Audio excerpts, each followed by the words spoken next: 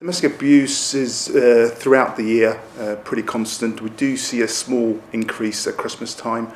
This tends to be because families tend to be together more at Christmas. The abuser will be more at home than he is at work, or her.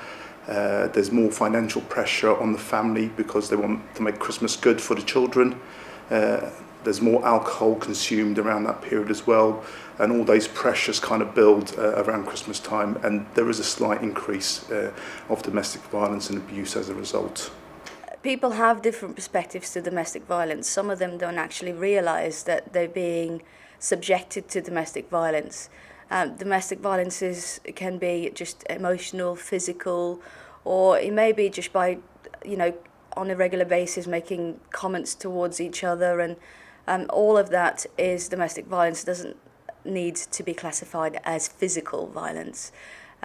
What I would say is if someone's going through a hard period, say on Christmas Day, for instance, or during the festive period, it's entirely up to them what they want to do. But if they feel safe within their home environment, and if they feel they would have support should they need to within the home environment from family members or whatever it may be, then it's entirely up to them to choose where they go. I think a lot of victims around Christmas time, although there is a slight increase, there's also a lot of victims will try and put up with a lot more than they would tend to throughout the year because they want to give the kids a nice Christmas, so they'll avoid confrontation with the abuser, or they won't report it to the police just to try and keep everything nice and calm at home.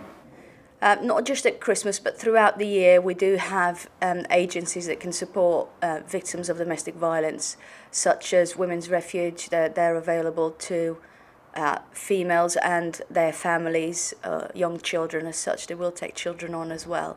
Most of the time, all it needs is a telephone call or just turning up at their doorstep, and they will take them in and they will provide them with food and clothes until such time that they can arrange that for themselves. There's also victim support who they can contact in order to, if they feel like they need to talk to someone who's independent from the police. Victim support are really good at giving a listening ear. I just want to stress that victims don't have to suffer in silence. There's so much support out there now with the agencies that have been mentioned.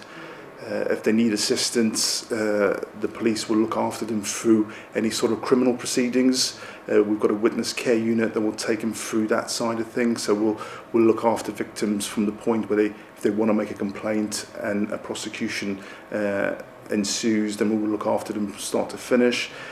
Surrounding that, the Adverse Service and the Refuge can provide all the emotional support.